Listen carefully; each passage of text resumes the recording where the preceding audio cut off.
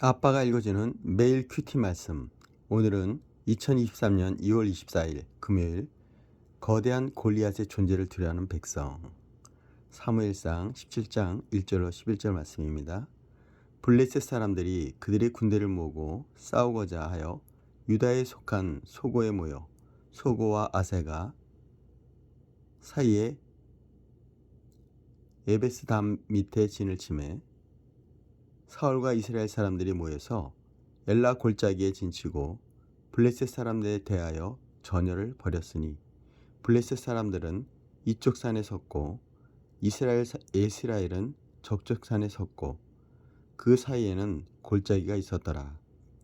블레셋 사람들이 진영에서 싸움을 돕는 자가 왔는데 그의 이름은 골리앗이요 가드 사람이라. 그의 키는 6규빗 한 뼘이요 머리는 노투구를 썼고 몸에는 비늘 갑옷을 입었으니 그 갑옷의 무게가 놋 5천 세겔이며 그의 다리에는 녹 각반을 쳤고 어깨 사이에는 놋 단창을 메었으니 그의 창자루는 배틀채 같고 창날은 철 600세겔이며 방패를 든 자가 앞서 행하더라. 그가 서서 이스라엘 군대를 향하여 외쳐 이르되 너희가 어찌하여 나와 전열을 벌였느냐. 나는 블레셋 사람이 아니며 너희는 사울의 신복이 아니냐. 너희는 한 사람을 택하여 내게로 내려보내라. 그가 나와 싸워서 나를 죽이면 우리가 너희 종이 되겠고 만일 내가 이겨서 그를 죽이면 너희가 우리 종이 되어 우리를 섬길 것이니라. 그 블레셋 사람이 또 이르매 내가 오늘 이스라엘의 군대를 모욕하였으니 사람을 보내어 나와 더불어 싸우게 하라 한지라. 사울은 온 이스라엘이 블레셋 사람의 이 말을 듣고 놀라 크게 두려워하니라. 드디어 다윗과 골리앗의 싸움이 시작되었습니다. 오늘의 말씀의 요약입니다. 블레셋 군대가 싸우려고 와서 진을 치니 이스라엘이 엘라 골짜기에 전열을 벌입니다. 블레셋의 거인 장수 골리앗이 지닌 노투구, 비닐갑옷, 놋단창 등의 무게는 엄청납니다. 골리앗은 싸움을 도우며 한 사람이 나와서 자기와 싸워 이긴다면 블레셋이 그들의 종이 되겠다며 이스라엘을 조롱합니다. 생명의 삶 저자의 깊은 글입니다. 블레셋과 사울의 전쟁 17장 1절로 7절입니다. 요나단의 활약 후 잠시 잠잠했던 블레셋과의 전쟁이 다시 시작됩니다. 블레셋이 먼저 도발하니 이스라엘은 엘라 골짜기에 진을 칩니다. 양쪽이 대치하는데 블레셋 진영에서 싸움을 돋구는 자 골리앗이 나옵니다.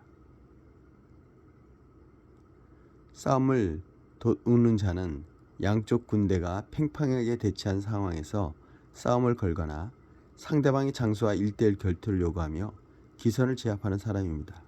골리앗은 키가 약 3m나 되는 거구이고 약 57kg이나 되는 갑옷을 입었으며 창날 무게만 약 7kg의 창자루가 배틀채만큼이나 두꺼운 단창을 어깨에 메고 있었습니다.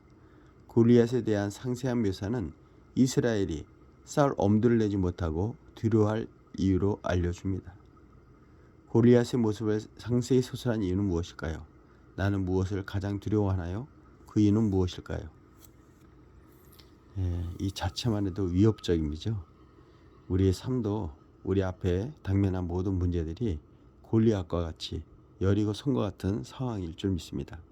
하지만 만군의 여호와주 하나님 이름으로 능히 이겨내었던 다윗과 같이 우리의 삶에 믿음의 영적 싸움을 싸우길 이 시간 축복합니다. 이스라엘을 조롱하는 골리앗 17장 8절로 11절입니다. 무시무시하게 생긴 골리앗이 이스라엘을 조롱하기 시작합니다. 등장만으로 두려움을 주기에 충분한 골리앗은 이스라엘 군대를 도발하기 위해 외치기 시작합니다. 골리앗은 이 싸움이 자신과 사울의 대결이라는 사실을 주지한 후 자신과 1대1 대결로 전쟁의 승패를 결정하고자 합니다. 이는 단순한 제안이 아닙니다. 과연 너희에게 나와 싸울 만한 장수가 있느냐? 나와 싸울 용기가 있느냐?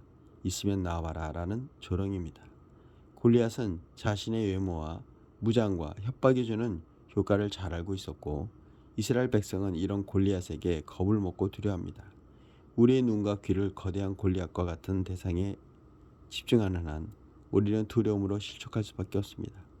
무시무시하게 생긴 골리앗이 이스라엘을 조롱한 내용은 무엇인가요?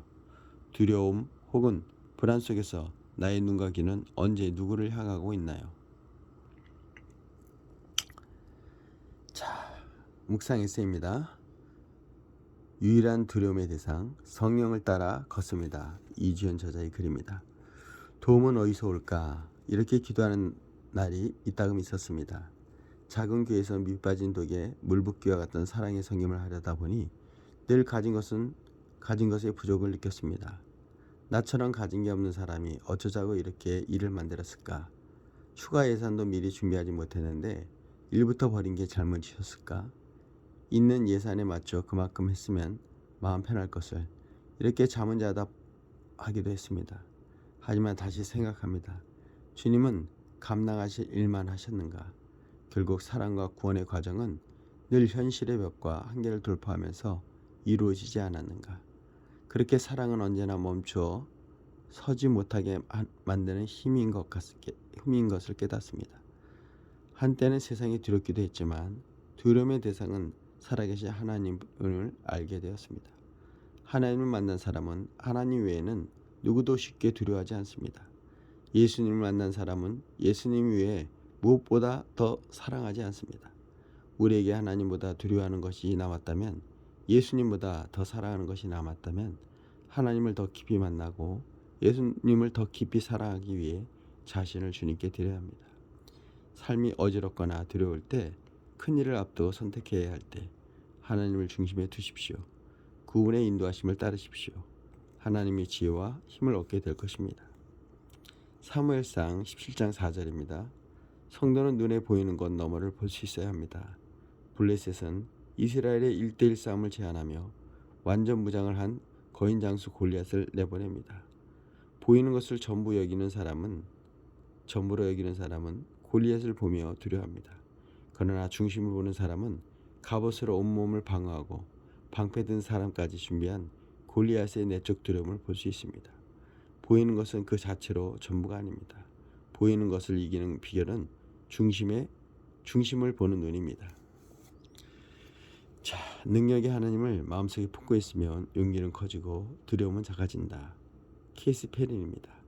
능력의 하나님을 말씀에 품고 있으면 용기는 커지고 두려움은 작아집니다. 케이스 페런이었습니다. 자, 오늘은 다윗과 골리앗의 싸움의 전초전을 봅니다.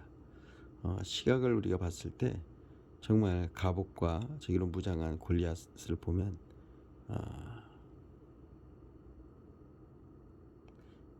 골리앗의 내적 두려움을 하나님은 그 외모를 보지 않고 중심을 본다고 하지 않았습니까? 그 간담을 서늘케 하는 하나님의 그 놀라우신 계획과 뜻을 이 시간 보길 축복합니다. 자, 오늘의 기도입니다. 하나님, 거대한 골리앗과도 같은 위기 앞에서 두려워 떠는 저를 긍휼히 여기소서. 제 힘과 능력과 지혜로는 도저히 감당할 수 없는 문제 앞에서 그 문제보다 크신 하나님을 보게 하소서. 원수의 미혹과 조롱의 소리가 아니라 하나님의 음성에 귀를 기울이게 하소서. 할렐루야. 사랑해 주님 감사합니다.